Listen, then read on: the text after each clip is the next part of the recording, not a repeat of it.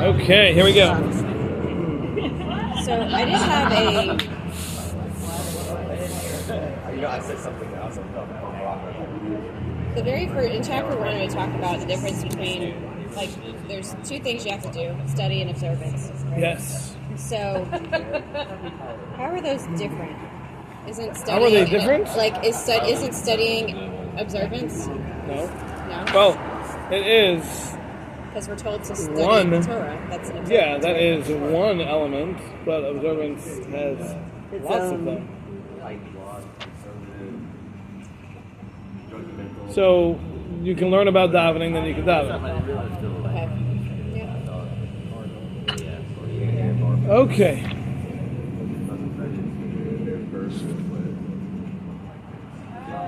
All right, we ready? Everybody in the peanut gallery ready? Yeah. No, guess not. Yes, Okay. yes. I think I was raised not. All right, Where are we in this book? where are we? So, Please. chapter 2. yes, we are on page, Lynn, is 476 in yours. She had the cheat sheet. Yeah. She has the teacher's edition. Okay, here we go. All right, Parak Beis. So, in the previous Parak, we learned that when it comes to the service of Hashem, there are two basic elements. They are the study and the observance.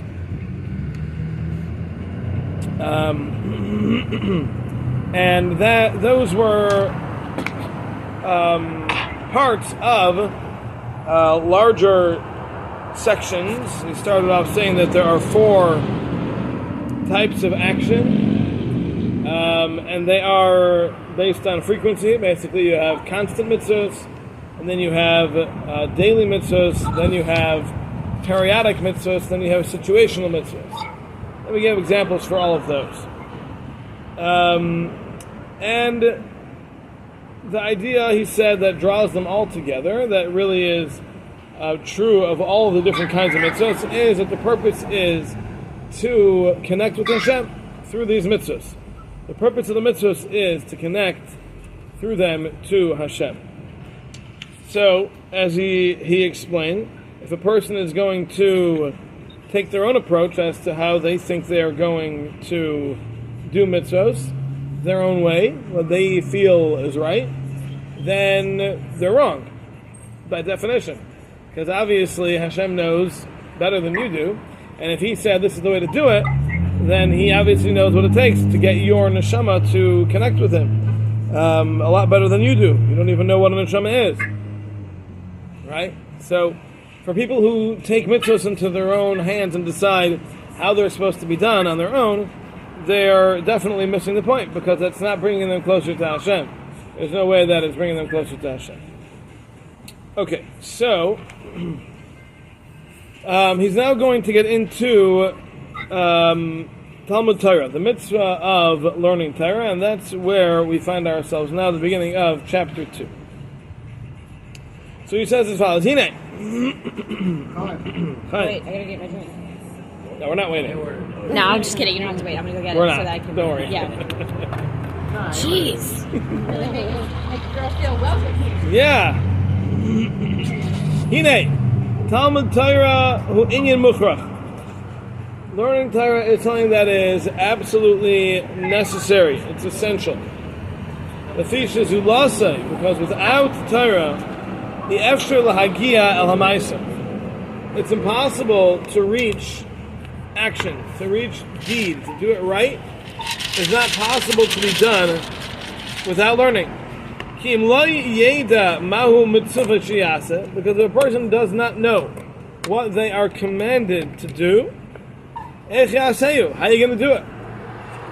So if a person is going to think that they can live an observant life without learning all the laws, they're obviously wrong. There's no way. It's not going to work. You can't know what to do without learning it. In other words, Torah is not necessarily logical to our logic. A person might think, well, this makes sense, that this would be the kind of thing that Hashem would want me to do, and therefore acting on that would be acting on the will of Hashem. The problem is that the Torah is well beyond human wisdom.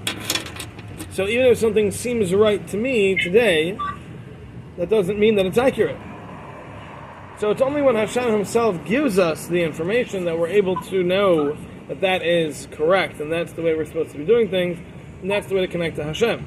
Trying to use my own wisdom to figure that out is not necessarily going to be accurate. Now, there have been very few, but there have been some extremely unique individuals throughout history who have been able to tap into the Torah and understand it without having been given it formally. You know, Avraham kept the whole Torah. Torah says that Avraham kept the whole Torah. Now, how is that possible if the Torah hadn't been given? The answer is that Avraham was able to figure out what Hashem wanted through a tremendous amount of understanding and digging and trying to figure it out and being given the gift of understanding what Hashem wants even without being told.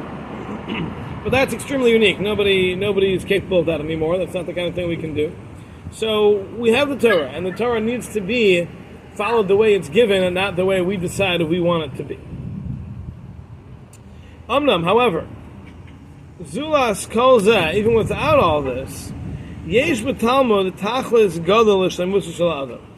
The learning itself has a tremendous value to the perfection of an individual. And even though we've mentioned this earlier in the first section, chapter 4, but now we will get more into it. So, what he's saying is that in addition to the Torah being the rule book, so that you know how to do what Hashem wants, there's an additional value to it as well. Without just the knowing how and knowing what, there's also a value in studying Torah itself, as he will explain. So,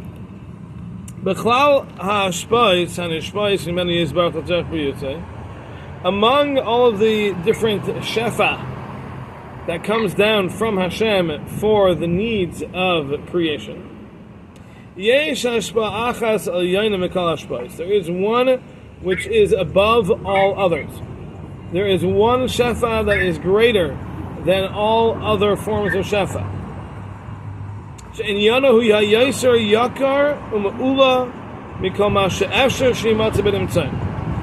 This one shefa is so much more.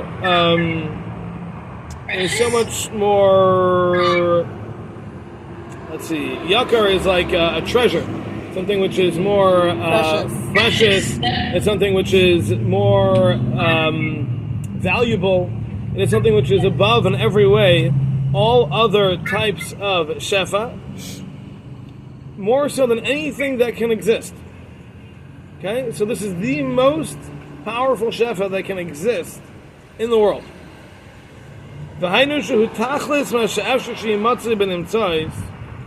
This is the pinnacle of that which is possible to exist, to be similar to Hashem. So this concept, this shefa of Torah, is so unique that it is the single most similar shefa to Hashem himself of anything else that exists in the world. So you have people who do tremendous acts of chesed, of self-sacrifice, tremendously committed to serving Hashem. All these things are fabulous, and they are the outgrowths of a person who is highly developed. But none of that compares to the shefa of Torah itself. Torah itself almost personifies Hashem in a way that no other existence can. So this is, again, and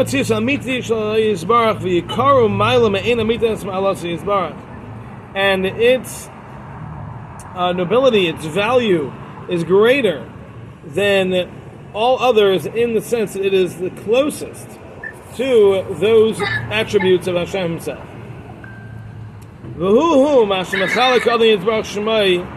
And this itself is that which Hashem takes and gives from His own glory and honor and bestows them upon His creations. However, Hashem bound this shefa to something that Hashem Himself created specifically for this purpose. This is something that is created specifically for the purpose of bringing the shefa of Hashem Himself to the closest degree, the highest degree possible, and bringing that into the world. This is the Torah. So the Torah was created specifically for the purpose of bringing the greatest possible shefa that can exist into the world, and that is bound to the Torah itself. So the Torah has it's almost like an ingredient, which is almost Hashem Himself. The closest thing to Hashem Himself in this existence, in this universe, is connected to the Torah. Okay? Yep. Okay. So now he says, the inyan zeh mishtalem b'shtei bechinas. This happens in two different ways. B'higayon u'v'haskala. Through speaking the words and understanding the words. So these are two different things. There are speaking words of Torah and there are understanding words of Torah. This is what we explained there, back in section 1.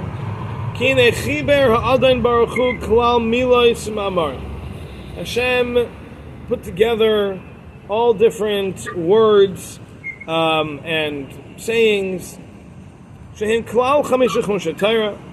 they make up the 5 books of the Torah. And then the next level after that is the level of the prophets and the writings. Just a second, I'm just going to Somebody? mute everybody. Did you have a pencil? Okay. Sorry. So the kosher b'ema hashpa azais, and Hashem tied to these words of the Chumash and the Nevi'im and the Ksuvim Nach. Hashem tied this shefa of the closest thing to Hashem's reality to those words. Wait, say that again? Hashem tied to the words of Tanakh the shefa that is closest to Hashem's glory and reality.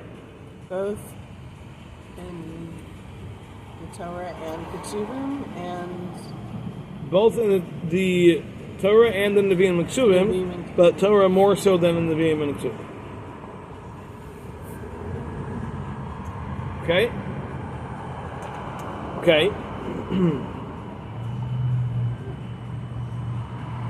But Eifen, now Hashem connected them in a way that when these words are spoken, the shefa that is similar to Hashem in the highest form will come down to the person who says these words. Ubetnai, on condition that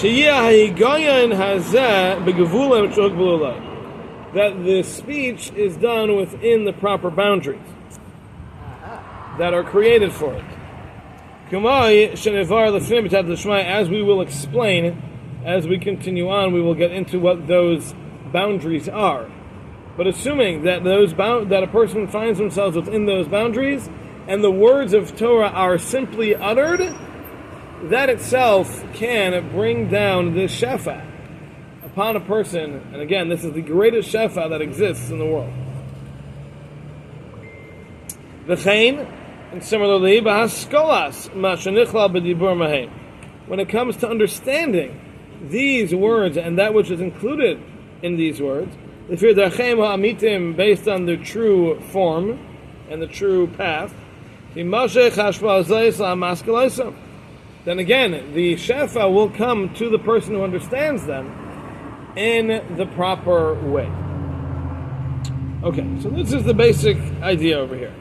So not only do we have the words, we also have the understanding, but either one of them is capable of bringing the shefa to the person who's doing this Torah study. Okay? Okay. But however... What's the relationship between the understanding and the speech? What do you mean? Is there, first you said speech, and just by uttering the words without understanding, with or without understanding, just by uttering, we have the shefa. And then separately is the understanding, totally separately, possibly. I'm not sure what you mean by totally separately. I mean, you're understanding the words that you said, so there obviously is a connection, right? I'm not sure what you're getting at here. How could there be a separation? Because you can say words without understanding them. So, for example, if you don't understand Hebrew, or if you don't understand, even if you do understand the Hebrew, vocabulary, or you don't understand the context, or you don't understand the meaning. There's a lot of depth to every word. So even if you don't understand all the depth, there's still value of the ability for the shefa to come just through saying the words. And there are levels of understanding. There are levels of understanding, yeah. That's So what we were told also even about davening, that there was a value to students of mine who don't necessarily understand the Hebrew at all, using the Hebrew text and not the English, because just the words themselves have a certain nuances that already do something. Yes, that is true. Okay. So can I ask a related question? Hold on. Go ahead. So what were you saying? The hashpah from the words is, so there's two hashpahs, one from the words, one from the seichel. So is there different levels of hashpah from the words? In other words, because your level of understanding may bring different levels. That makes sense to bring different levels of hashpah. Mm-hmm. But the level of the words have different levels of hashpah? That's a good question. Well, let's read on, because that's what we're about to talk about. Oh, okay. Influence. Yeah, so yes. Okay, so knowing that the words of Torah have like a very specific meaning to us, very like all of that. It's the direct connection to Hashem. You look at other religions that also use that same text. I know that in some ways, like, that doesn't necessarily come through for them, correct? It's just words. So, I guess, and I don't know if you know the answer to this question. It's like, how does that work? How does that work? Okay. All right. So Jody's asking that if this power is innate to the words of Torah, is that something that's accessible to everyone, Jew and non-Jew alike? So I think the answer to that is, like you said earlier, that there are certain boundaries. Right. And it has to be within these boundaries in order for that shefa to come. So as we're going to learn about those boundaries, I think we'll see very clearly that they will not work for anybody else. Okay. Yeah.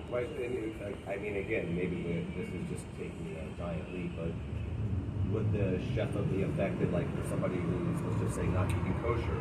So if you're not kosher, so that might be an impediment to the shefa, right? It's affecting whatever's coming in. So whomever, there's various people, with all due respect, not judging them, but they're not keeping kosher. Right. So that's going to impact, I don't know, the wrong person. Well, we'll get there, but yes. Right. Yes. Affect the level or the potency of the shefa. Right. this hashpah of the words Brad was bringing up? Go ahead, Brad. You know how they have the transliteration of the words in the back of like Haggadah, in the back of Siddur? Sure. And it's in the English, but it's really the Hebrew? Yes. Does that count Yes. towards the Hebrew? Yes, And what absolutely. about Definitely counts. translation? Translation, we're going to have to see about. He hasn't talked about it yet. We'll have to see. For right now, he's just talking about the actual words of Torah. The translation of the words is not necessarily the words, but Right, that might be an understanding. correct. So even Correct. it's That better. might only work in the level of understanding, not in the level of speech. So it's better even if you have access to the transliterations to do those, to read that. Yes. Yeah, it's interesting. Like side story, when I was like bat mitzvah age, obviously going through reform, like I didn't know Hebrew, and I asked them. I said, "Well, can I get a transliterated version of what I would need to read so that I can actually go through the whole thing?" And I was told no, which is interesting because like for the Why not? longest time, I don't know. That's what I'm saying. So I ended up having the ceremony or whatever else. Like now, of course, I know. Like didn't matter. I turned 12. It was fine. Like we're good. Yes, you did. But Congratulations. like at that time, like that was a major deterrent for me because I didn't start learning Hebrew till 5th grade, so I didn't have enough time. They basically were like, well, you go back to 3rd grade. I'm like, no, I'm not doing that. And then get bar mitzvah at 15. No, I'll just do some sort of like chesed project, which I did, and that was it.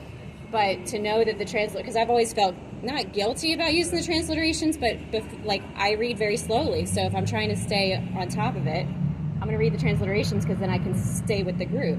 Right. That's- You're also talking that's about kinda davening. comforting. Right? But So that's davening is different than learning. Let's make sure we keep those separate. Right, Davening but has separate still, rules. like it's So, yeah. does it Yeah. need to be? Is Yeah. it about vocalization or utterance? What's the difference? Whether there's sound or others, audible sound. Audible sound to others. If I'm reading Sukkot and I'm just mouthing the words, do I have to hear it? Do other people have to hear it? This isn't the halacha sefer, so getting into the minutia of the halachic part of it, I don't think he's going to. You'll be better suited in the Shulchan Aruch to find the answer to that one. Okay. Let me know what you find out. But generally speaking, mouthing words without any sound coming out, it doesn't count for anything, generally. It's got to be at least audible to yourself. And Not that's necessarily audible to others, but audible to yourself. while studying or Generally. davening. Davening. Okay. So I'm not going to make the jump to learning, but I'm going to Reading say with without your knowing eyes, otherwise. which a lot of people do. It's definitely not verbalizing, Not verbal. which is what he's talking about. Higoyin is speech. Okay, that's good to know. Doing that one for a while. Yeah. I mean, I still did it, so Good job. it's practice. Okay, so he continues. The amnam, however, madregas yesh mashpazah. There are many levels within this shefa. Kichol shar ha'ashpa'is v'hanyanim, like all other shefa that comes to the world and all other concepts and mitzias that exist, everything has levels. Nothing is yes or no, all or nothing. There's always levels. V'nischalku hamadregas ha'ela b'chalkei yigoyim v'haskala. And these levels of shefa are going to be parallel to or connected to the degree of speech and understanding. Based on what Hashem's divine wisdom found appropriate. That when it comes to one part of speaking the words of Torah, there will be a certain level of shefa that will come.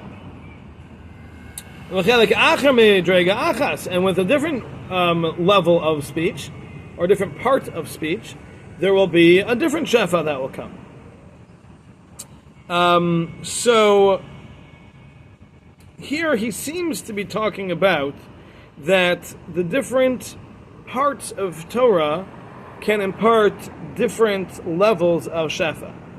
So the same way we can kind of understand that the 5 books of the Chumash will bring a greater shefa than the books of the prophets and the writings. So, even within the Chumash, perhaps, there are certain parts that have stronger shefa than other parts. He doesn't really get into examples over here, but it seems like he's talking about the different parts of the Torah, not different ways of speaking it, but different parts of the Torah itself. So let's say like the hidden parts of the Torah, a little bit more shefa than some of the revealed parts. So here's the thing. As of right now, he's only mentioned the written Torah. He's talking about saying the words of the Chumash versus saying the words of the prophets. Yeah, but what about the Zohar? So that's not what he's discussing yet. At this part, he's not even talking about that. You're just talking about the Shad? He's talking about the words of Chumash and the words of Nabi, the Torah Shebechsav, the written Torah. Torah Nevi'im Ksuvim. He's not talking about anything else yet. As of right now, all he's talking about is Tanakh. That's it. And he's saying within Tanakh there are various levels of how that speaking will bring a hashpah. So, just a basic split is between Torah and Nevi'im and Ksuvim. Torah has, as he said earlier, a greater shefa than Nevi'im and Ksuvim do. So saying the words of the Chumash have a greater shefa, will bring a greater shefa to a person than saying the words of the Nevi'im and the Ksuvim. Yes. So you're saying that it's content. You have a human, and then you have a neshama, and you have the content. You have the Chumash, which is content. Okay. So you're saying that the levels have to do with the content, not with how the person is expressing the content. That's what it's so far. That's what it looks So like. far. Correct. Yes. Correct. Okay. Now, v'chein b'haskalah. Now, the same is true when it comes to the understanding.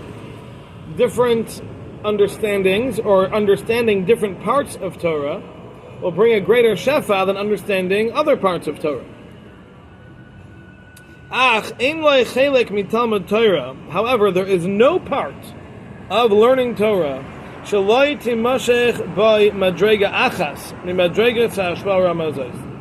that will not bring a level of shefa from one of these levels, from these extremely high, the highest of levels of shefa. There is no part of Torah that will not bring some of that. It's always going to be something. As long as you stick to the guidelines.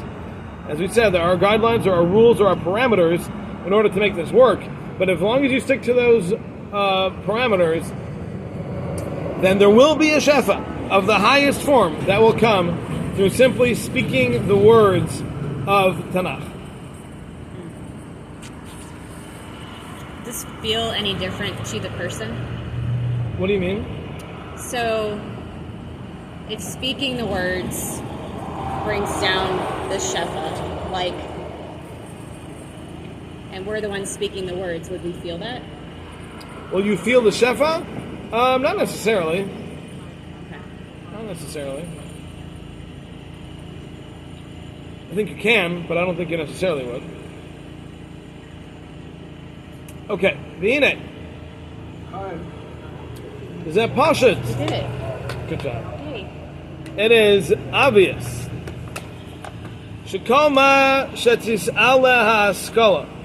That the greater the level of understanding that a person has, tigdal yosem adregas ha'ashpash t'mashach hayada. The greater the level of shefa will come down. So what he's saying here is different than what he had said earlier. What he said before was different parts of Torah carry different levels of shefa with them, both in speech and in understanding.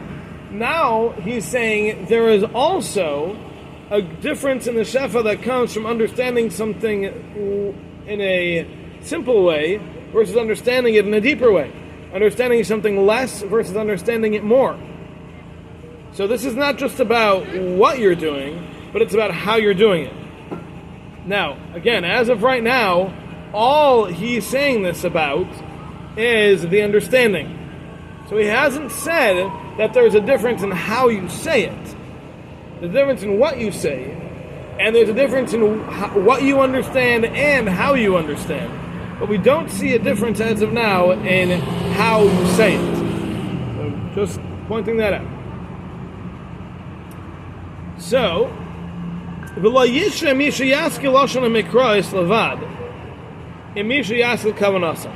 can't compare someone who simply understands the words that he's reading and someone who understands what the intention of those words is.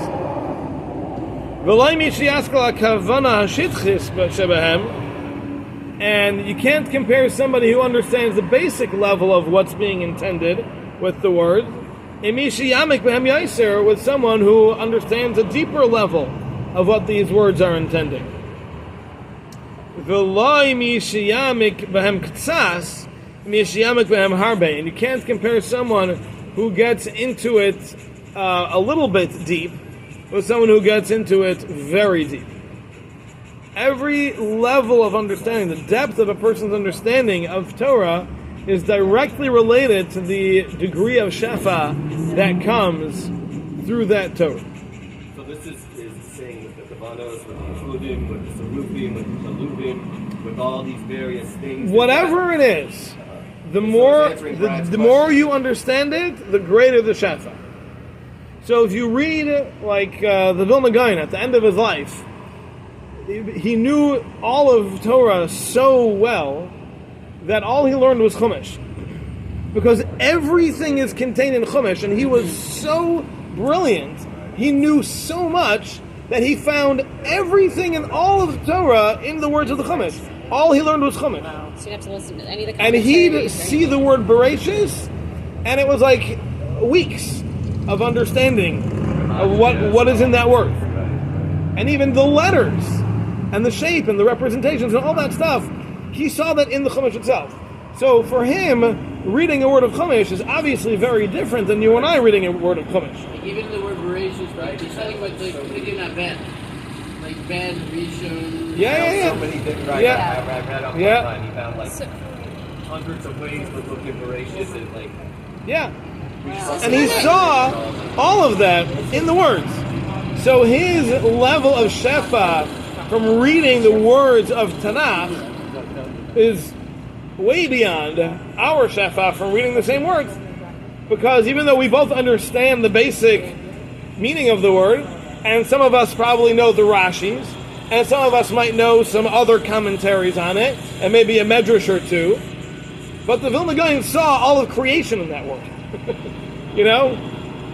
So his shefa came down in a different way. You think your voracious class take a long time? Yeah, exactly. Still going. Exactly. So that actually kind of answers the question that I had before, as far as like so initially, you know, you need the commentaries, you need you need all of that. Of course. And if you don't even have that, that's why so much in the kind of outside world gets misinterpreted or like, you know, it gets misquoted, misused, right? Yeah. And then